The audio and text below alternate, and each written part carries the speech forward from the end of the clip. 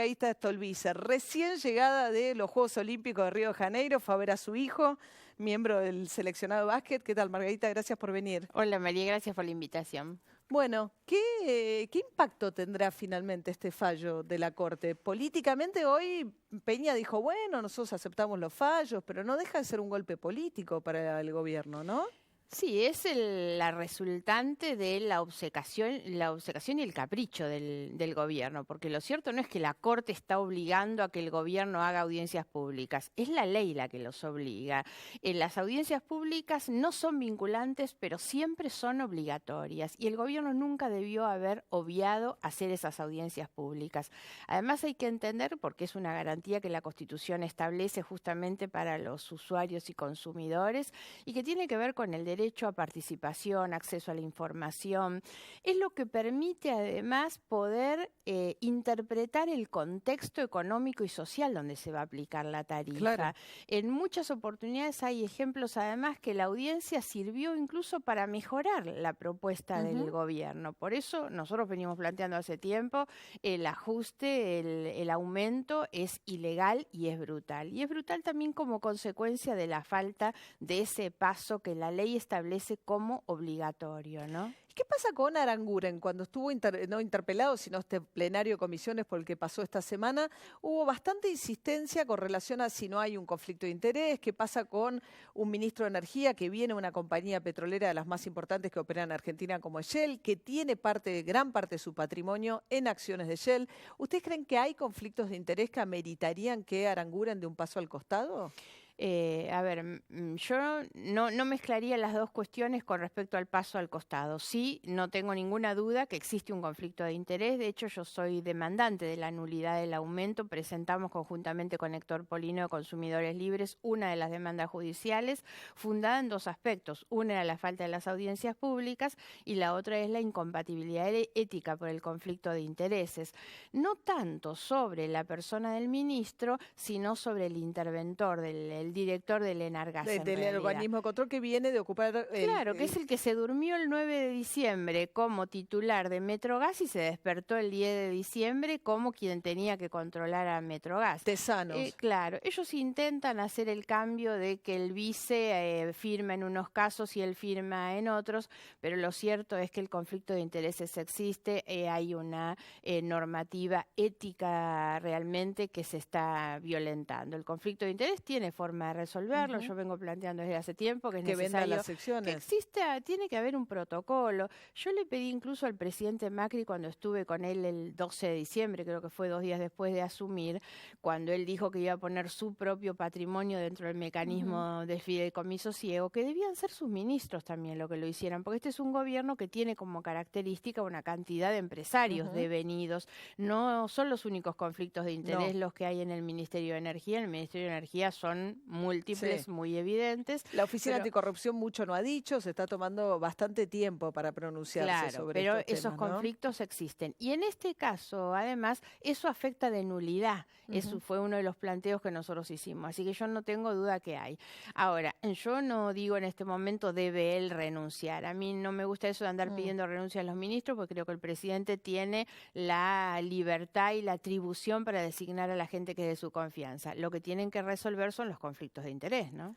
Hablando de patrimonio, ya en otro orden, hay un pedido de indagatoria contra Cristina Fernández Kirchner por el tema de, bueno, establecer si realmente hubo ahí una delegación de obra pública con sobreprecios sobre determinados empresarios que a cambio le pagaban los alquileres de departamentos y hoteles, ¿no? Lázaro Báez, Cristóbal López.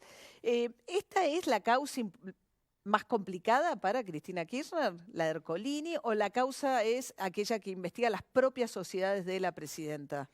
Digamos que lo que hay es prácticamente comprobado un sistema institucionalizado de corrupción utilizando la obra pública. Yo estoy convencida que no fue el único mecanismo de corrupción en el gobierno de estos últimos años, pero ese es muy notable, muy evidente, se ha comprobado. También es cierto que hicieron falta la aparición de todos estos bolsones, digamos, estas imágenes tan fuertes, primero la de los hijos de Báez contando los dólares, después la de Cristóbal López con las bolsas en la puerta del convento y finalmente las cajas de la propia hija. Cada vez como que se le fue acercando más a la presidenta esas imágenes que son las que generan hoy un enojo y una indignación social muy fuerte que existe. En las causas están muy comprobados, digamos, que ellos beneficiaban a las empresas, a determinadas empresas, sobre todo a las empresas del grupo Baez, con la concesión de obras públicas, un sistema de cartelización, sobreprecios, pagos adelantados, falta de controles. Yo acabo de presentar una ampliación en la causa que inició de oficio el fiscal Stornelli.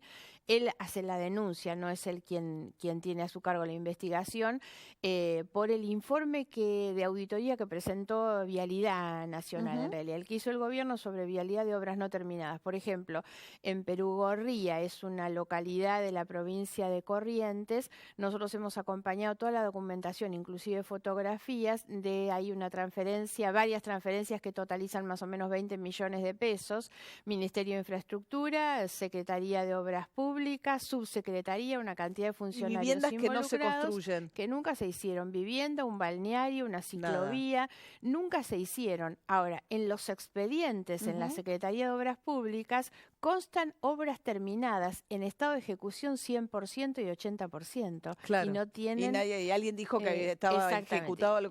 Y ahora, las maniobras con relación al patrimonio de la expresidenta Kirchner, con este tema de las cajas de seguridad y demás, y el traslado después de que saca las cuentas, los plazos fijos, supuestamente en dólares, y se los entrega a sus hijos.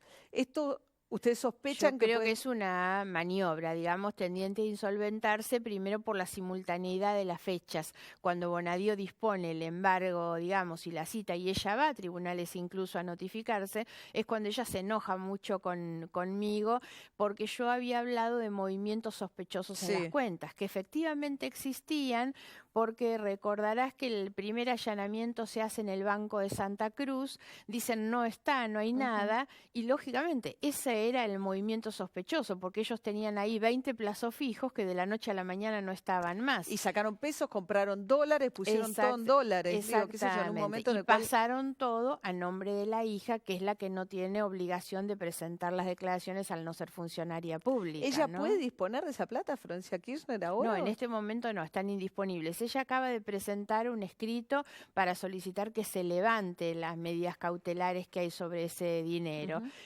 Bueno, esto supongo que estará pendiente de decisión. Ahora, la resolución, primero el dictamen del fiscal Policita y después el fallo del juez Ercolini, donde determinan esa indisponibilidad sobre el dinero, es muy determinante sobre el estado de sospecha que existe acerca del origen ilegal del dinero.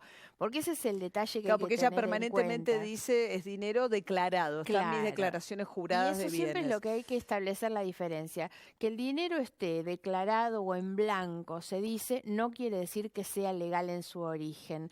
Yo creo que de todos modos no le dan los números ni siquiera en el chequeo sobre lo declarado, exactamente, pero aunque estuviera declarado, no legitima eso el origen. El origen es ilegal, fundado en este sistema de corrupción, porque los dos empresarios más beneficiados con las decisiones políticas del matrimonio Kirchner eran los que les transferían sumas millonarias a través de esas sociedades, ¿no? Alquilando.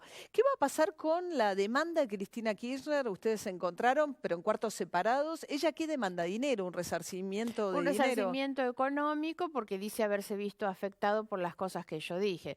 Primero, las cosas que dije están totalmente comprobadas. Segundo, es que además yo las cosas que digo las presento en la justicia cumpliendo con mi deber como funcionaria pública. Voy, llego y hago una denuncia penal cuando creo que hay delito, es mi obligación, pero además eso significa que abro para que ella ejerza su derecho de defensa donde tiene que hacerlo. Por lo tanto, creo que son más que nada amenazas intimidatorias para que uno se calle la boca y no haga nada. Ni siquiera sé si la van a iniciar la demanda, porque lo que hubo ahora es esta etapa de mediación obligatoria que establece la ley. Pero no se cruzaron, no se vieron. No, cuando yo fui a la audiencia, ella le había solicitado a la mediadora no encontrarnos, estar en cuartos separados. Esto es posible, así que en ningún momento la vi ni a ella ni al abogado. Yo estaba en otra habitación y la mediadora era la que iba y llevaba, digamos, con los mensajes, y al no haber acuerdo, la propia mediadora confeccionó un acta que firmamos nosotros, ellos y después nosotros. Sí. El libro que se viene, Margarita, es Yo acuso, se llama, es un libro que intenta Sí. contar estos mecanismos. La idea del yo acuso tiene que ver con el J'accuse de Emile Zola, la verdad con la idea, porque la carta esa es una carta que habla de la búsqueda de la verdad y la justicia, ¿no? Y un poco eso es lo que a mí me inspira. Yo lo hago con la idea no solo de dejar un testimonio de las cosas que he investigado, sino tratando de generar indignación ¿Y social. cuándo sale? Bueno, está en imprenta, así que creo y espero que esto pueda ser en poquitos días, tal vez para el 1 de septiembre. Margarita, un poco esto cambió, todas estas también, digamos, estas causas con corrupción y demás, cambiaron tu imagen, digamos, ¿no? Uno ve, todos se están mirando encuestas, hay un cierto acercamiento de ratos, pareciera, con Sergio Massa. En algún momento habías dicho que ya no quería volver a ser candidata, que lo había sido muchas veces. ¿Qué va a pasar el año que viene? Falta mucho, pero no tanto. O sea, todos ya están mirando qué va a pasar el año que viene en la provincia de Buenos Aires. ¿Qué lugar te imaginás ocupando ahí? No, yo no tengo decidido sinceramente qué es lo que voy a hacer. Trato de no mezclar una cosa con la otra, porque yo me doy cuenta que hoy recién vos mencionabas, estuve en Río de Janeiro y la verdad es que a mí misma me impactaba la cantidad de gente que en la cancha me aplaudía, me estimulaba, se sacaban fotos. Ahora, esto tiene que ver con qué cosa, con la indignación que la gente tiene y el enojo respecto de Cristina, y me ven a mí un poco como una justiciera en este tema. Y lo que no quiero es mezclarlo electoralmente, ¿no? Más allá de que la gente necesita también sentirse expresada por quienes hacemos una demanda de verdad y justicia, pero no quiero vincular esto con la otra cuestión, porque no necesariamente el mismo que reconoce en mí el hacer este tipo de denuncias necesariamente esté dispuesto a votarme. Entonces, bueno, Sí, pero uno que escucha, los del PRO, todos miden, todos están midiendo, sí, el todos gobierno están. nacional, Massa, están todos tentados con lo que pasa con eso, ¿no? Claro. Viendo qué va a pasar. Por supuesto que Bien. yo hago política y para los políticos el mayor incentivo siempre es el voto de la gente y uno sentir el respaldo en las cosas que está haciendo siempre es bueno, pero no tengo tomado una determinación hacia el año que viene. Bueno, recién llegada de Río de Janeiro, terminó la generación dorada en el básquet. Nicolás Laprovítola, el hijo de Margarita Stolbizer, forma parte de, bueno, ese recambio en la generación de básquet, ¿no? Vamos a ver qué nos da. Sí, además esto que es un sueño para cualquier deportista ser un atleta olímpico, y yo digo es el sueño que las familias compartimos, ¿no? Claro. Así que para mí fue maravilloso poder estar allá. Bueno, gracias por haber venido acá esta noche, Margarita. Gracias por la invitación. Bueno, y quédense ahí, vamos a estar indagando un poquito más en las consecuencias del fallo que emitió